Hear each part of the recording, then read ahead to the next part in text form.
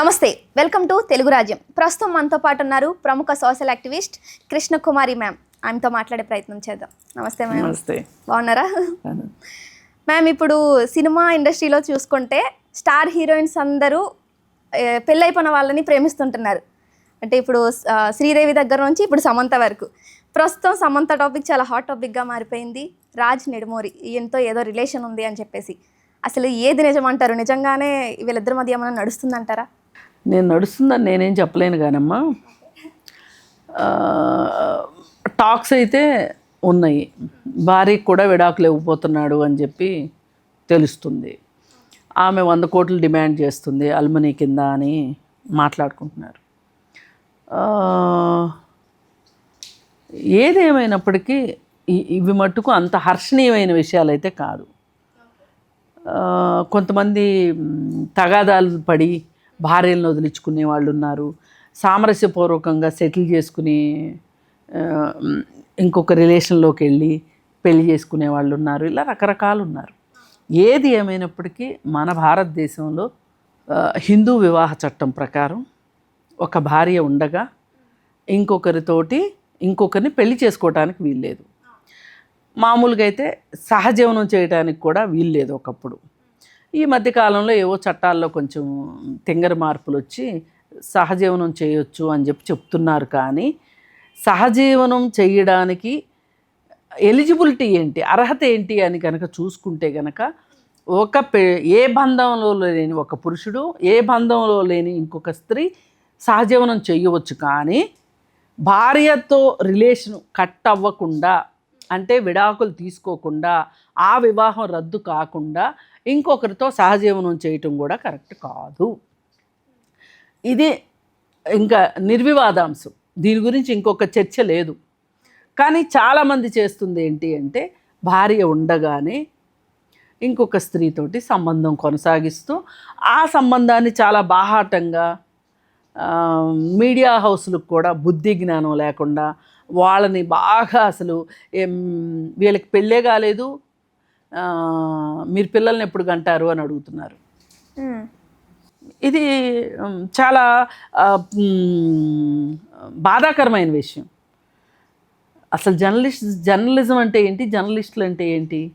ఇలాంటివి ప్రోత్సహించడానికా మీడియా హౌస్లు ఉండేది? కాదు కదా. కానీ దువ్వాడ సీను, దువ్వాడ మాధురిని, దివ్యల మాధురిని అడిగారు, మీరు ఐ లవ్ యూ చెప్పండి, ప్రపోజ్ చెయ్యండి వ్యాలంటైన్స్ డేకి. ఇవి చాలా బాధాకరమైన. ఇప్పుడు నాలాంటి వాళ్ళు ఎవరో ఖండించినంత మాత్రాన ఇవన్నీ ఆగుతాయని కాదు. కానీ చట్టం తెలిసిన మనుషులుగా మాట్లాడకుండా ఉండలేము. ఇప్పుడు మామూలు వ్యక్తులు ఇలా చేస్తున్నప్పుడు సినిమా ఫీల్డ్లో వీళ్ళు ఇంకో 4 ఆకులు ఎక్కువ చదువుతారు. అందుకని వీళ్ళు చేసేది వీళ్ళు చేస్తున్నారు. ఏది ఏమైనప్పటికీ అంటే నార్మల్ పీపుల్స్ని చూసి సినిమా వాళ్ళు చేస్తున్నారు. నార్మల్ వాళ్ళే ఇలా చేస్తున్నప్పుడు మామూలు వాళ్ళే, ఇప్పుడు రాజకీయ నాయకులకి కాస్త ఎంతో కొంత నిబద్ధత ఉండాలి. ఎందుకంటే వీళ్ళు ఎగ్జాంపుల్గా ఉంటారు కాబట్టి సొసైటీలో. మరి అతను ఎమ్మెల్సీ అయ్యుండి తన వివాహం రద్దు కాకముందే ఇంకొక స్త్రీతో కలిసి ఉండటము, వాళ్ళిద్దరూ ఆ చట్టపట్టాలు వేసుకుని తిరగటం, పాటలు పాడుకుంటాం, ఆటలాడుకోవటం, ఇవన్నీ చేయటం, మీడియా హౌస్లు వాటిని చాలా గొప్పగా చూపించటం, ఇవన్నీ మనం చూసాం కదా ఆల్రెడీ. మరి ఇవన్నీ చూసాక ఏమనిపిస్తుంది మనకి? ఏంటి ఇంత దరిద్రం అనిపించదా?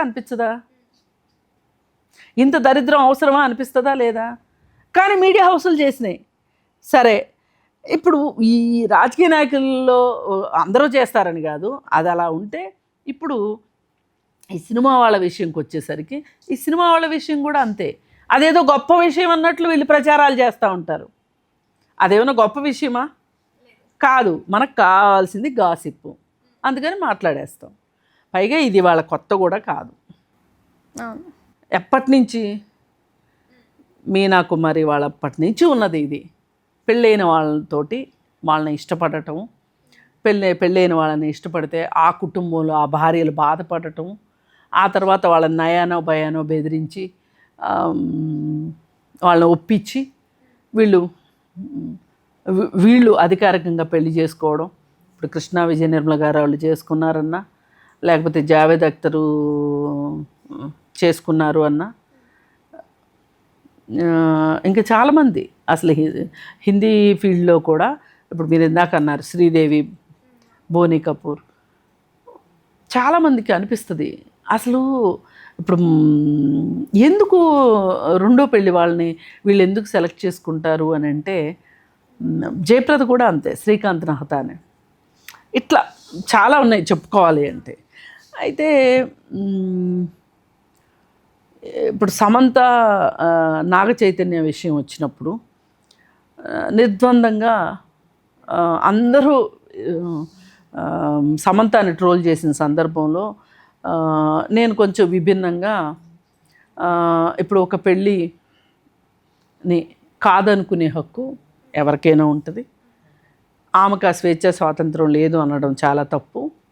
ఒక పెళ్ళి విడాకుల దాకా వెళ్తుంది అన్నప్పుడు ఒకరిదే తప్పు ఉంటుందని ఎందుకు అనుకోవాలి, ఇలా రకరకాలుగా మాట్లాడిన సందర్భం ఉంది. కానీ ఈరోజు ఒక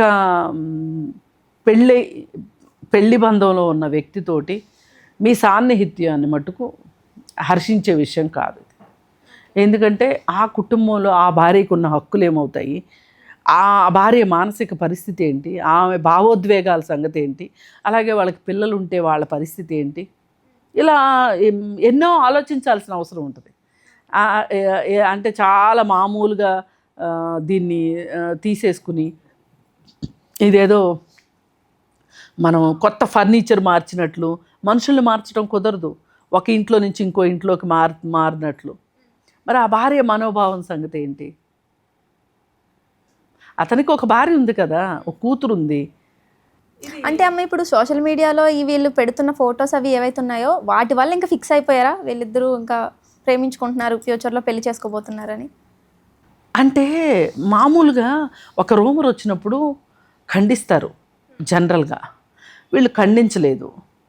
పైగా వాళ్ళ భార్య ఒక పోస్ట్ పెట్టింది, పైగా ఒక ఫ్యామిలీ కోర్టులో వాళ్ళ విడాకులకు సంబంధించి జరుగుతుంది అనే వార్త కూడా బయటకు వచ్చింది.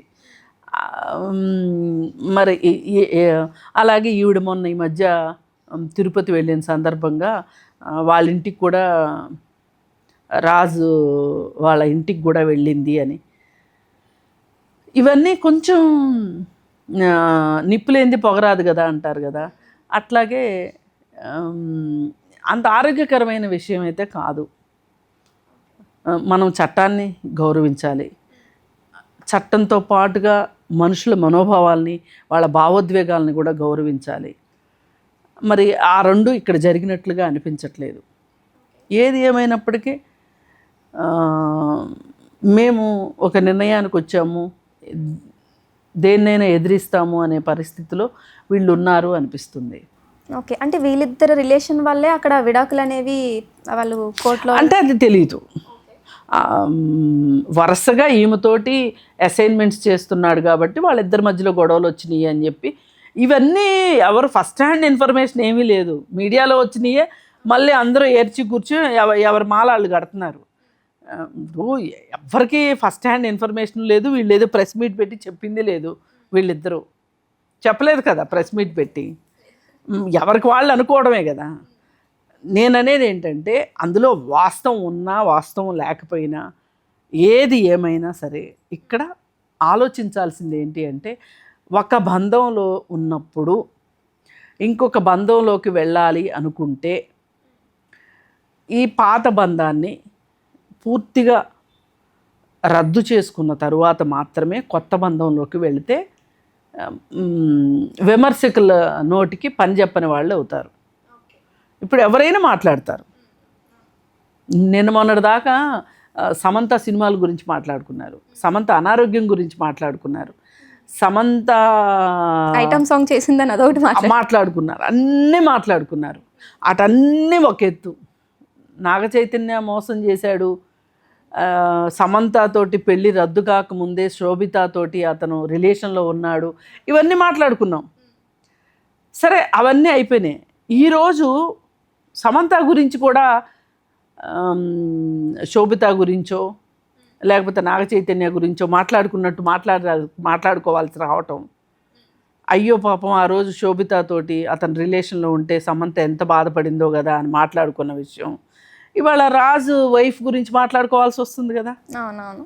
పాత్రలు మారుతున్నాయి తప్పితే బాధ ఒకటే కదా, సిచ్యువేషన్స్ ఒకటే. అందుకని ఏంటంటే ఏదైనా వీరి సాన్నిహిత్యం, వీళ్ళు పెడుతున్న ఫోటోలు కావచ్చు, వీళ్ళు పెడుతున్న పోస్టులు కావచ్చు, అందరూ అనుకునేలాగా, అంటే ఈ విధంగా అనుకునేలాగా వాళ్ళు ప్రవర్తిస్తున్నారు. కాబట్టి అసలు నేను మాట్లాడాలనుకునేది కూడా వాళ్ళ సంబంధం గురించి కంటే కూడా ఎవరైనా సరే ఒక కుటుంబంలో బరువు బాధ్యతలు ఉన్న తర్వాత ఈ ఈ బాధ్యతలకి పక్కన పెట్టి మానసికంగా కావచ్చు, చట్టపరంగా కావచ్చు, సామాజికంగా కావచ్చు, ఒకరు మాట్లాడుకునే విధంగా ఏ ఒక్కరైనా ఉండటం కరెక్ట్ కాదు. ఓకే. దీనివల్ల ఒక భార్య ఒక భర్త జీవితంలో ఇది శాశ్వతం అనుకుంటారు. పెళ్లి చేసుకున్నప్పుడు అదే కదా అనుకుంటారు. నిండి నూరేళ్ళు సుఖంగా ఉండండి అని అక్షింతలు వేస్తారు. పెళ్లి చేసుకున్నప్పుడు కూడా వీళ్ళు కూడా అలాగే అనుకుంటారు. రేపో ఎల్లుండి విడాకులు తీసుకుంటామంటే వాళ్ళు పెళ్ళి ఎందుకు చేసుకోవడం అనుకోరు కదా. కానీ మరి ఇలాంటి పరిస్థితి ఒక 5 సంవత్సరాల తర్వాత, 6 సంవత్సరాల తర్వాత ఈ పరిస్థితి వచ్చింది అన్నప్పుడు వాళ్ళ జీవితాలు తలకిందులు అవుతాయి కదా, రెండో వాళ్ళ జీవితాలు. పైగా వీళ్ళిద్దరు కూడా ఒక 4-5 సంవత్సరాలు రిలేషన్లో ఉండే పెళ్లి చేసుకున్నారంట, రాజు వైఫ్ను రాజు. సరే, ఏది ఏమైనా ఒకరికి న్యాయం అనిపించింది ఇంకొకరికి అన్యాయం అనిపిస్తుంది, ఇంకొకరికి అన్యాయం అనిపించింది ఇంకొకరికి న్యాయం అనిపిస్తుంది. కానీ అల్టిమేట్గా చట్టం అనేది ఒకటి ఉంది, న్యాయం ధర్మం అనేవి ఉన్నాయి. వాటి ప్రకారం వెళితే మనము ఆరోగ్యంగా ఉంటాము, మన చుట్టూ ఉన్న సమాజం ఆరోగ్యంగా. ఓకే అమ్మ, చిన్న డౌట్. అంటే నార్మల్గా కామన్ పీపుల్స్ ఇలాంటివి చేశారు అంటే అనుకోవచ్చు కొంచెం ఇమ్మెచ్యూరిటీగా ఏదని. సినిమా ఇండస్ట్రీలో ఉన్న వాళ్ళు చాలా మందితో తిరుగుతూ ఉంటారు, ఎక్కడెక్కడికో వెళ్తూ ఉంటారు, వాళ్ళు కొంచెం అడ్వాన్స్డ్గా ఆలోచిస్తూ ఉంటారు. బట్ అలాంటి వాళ్ళు కూడా ఈ ప్రేమించి పెళ్లి చేసుకుని విడిపోవడం, లేదా ప్రేమించి ఆల్రెడీ పెళ్ళి అయిపోయిన లవ్ చేయడం, ఏంటమ్మా అసలు వెళ్ళే? ఇక్కడ మామూలు ప్రజలకి సినిమా వాళ్ళకి పెద్ద జీవితాలు ఏమి డిఫరెన్స్గా ఉండవు. మామూలు వాళ్ళు మామూలుగా ఉంటారు, వీళ్ళు ఇంకొంచెం ఖరీదైన ఇంట్లో ఉంటారు, ఖరీదైన కారులో తిరుగుతారు తప్పితే వాళ్ళు మనుషులు వీళ్ళు మనుషులే. వీళ్ళు తినేది వీళ్ళు అదే తిండి తింటారు, వాళ్ళు కాకపోతే వాళ్ళకి. బట్ అంటే స్టేటస్ అండ్ గౌరవం ఒకటి ఇది పోల్చుకుంటే వాళ్ళకి జనాలకి తెలిసి వాళ్ళకంటే ఒక ఫ్యాన్ బేస్ ఉంటుంది, ఏమనుకుంటారు నా ఫ్యాన్స్ అనేది ఇది ఉంటుంది కదా. అసలు ఫ్యాన్స్ ఏమన్నా అనుకుంటారు అనుకుంటే అసలు ఫ్యాన్స్ అసలు అలా ఆలోచించేవాడు ఫ్యానే అవడం. ఓకే. అభిమాని అజ్ఞానంతో అభిమానులు అవుతారు. అంటే తప్పు చేసినా వాళ్ళకి నచ్చుతుంది అంటారా? అంతే. ఓకే. తప్పు చేసినా ఒప్పుకుంటారు వాళ్ళు. మా ఇప్పుడు ఎవరో దాకెందుకు పవన్ కళ్యాణ్ గారి అభిమానులు ఉన్నారు. వాళ్ళు పవన్ కళ్యాణ్ గారు పెళ్లి చేసుకోవచ్చు, భార్య ఉండగా ఇంకొక స్త్రీతోటి రిలేషన్లో ఉండి ఒక బిడ్డను కూడా కన్న సంగతి తెలిసి ఈవిడ విడాకులు తీసుకుంది. అయితే ఆయన పెళ్లి చేసుకున్నారు కదా, ఈవిడ పెళ్లి బంధంలో నుంచి సింగిల్గా ఉంది రేణుదేశాయ్ పెళ్లి చేసుకోబోతుంది అనే సంగతి, ఎంగేజ్మెంట్ జరగబోతుంది అనే సంగతి తెలిసి అభిమానులు చాలా గొడవ చేశారు. నువ్వు ఎట్లా పెళ్లి చేసుకుంటావు, నువ్వు ఇప్పటికీ మా వదినవే అని. ఇది ఎంత దుర్మార్గం. మరి వాళ్ళిద్దరు విడాకులు తీసుకునేటప్పుడు ఎందుకు చెప్పలేదు ఈ అభిమానులు? చెప్పలా. ఓకే, అక్కడ పవన్ కళ్యాణ్ ఇష్టం ఉంది కాబట్టి. అదే కదా, అదే నేను అనేది. ఓకే అమ్మా. ఈ ఈ ఈ భావాలతోటి వీళ్ళు ఇలా ఉంటే, అంటే అభిమానం అనేది చాలా గుడ్డిగా ఉంటుంది. ప్రేమ గుడ్డిదని ఎలా అంటారో అభిమానం కూడా అంతకంటే ఎక్కువ గుడ్డిది. ఓకే. ఇప్పుడు వీళ్ళు కూడా వీళ్ళ ప్రేమ కూడా గుడ్డిదేనేమో. ఈ గుడ్డితనంతో ఇంకొక ఆమెకు అన్యాయం జరుగుతుందనో, లేకపోతే మన సమాజంలో మనకు చెడు పేరు వస్తుందనో, లేకపోతే ఇంకోటి ఆలోచించట్లా. వాళ్ళు ఆలోచించకుండా ప్రేమ వెంట పరుగులు పెడుతున్నారు. పోనీ ఈ ప్రేమైనా శాశ్వతం అంటే ఏమో. అందుకని చెప్పి ఏది ఏమైనా వీళ్ళు ఏదో సినిమాల్లో ఉన్నారు కాబట్టి వీళ్ళు చాలా స్పెషల్ అని అనుకోవద్దు. అలాంటి అపోహలు ఏమన్నా ఉంటే మీరు తొలగించుకోండి. అభిమానులకి ఆలోచన ఉంటుంది అంటే అది కూడా తొలగించుకోండి. గుడ్డితనం ఉన్న చోటే నన్ను అడిగితే ఎక్కువ అభిమానం ఉంటుంది, ప్రేమ కూడా. ప్రేమ కూడా. ఓకే. ఓకే అమ్మా, థ్యాంక్ యూ. Thank you.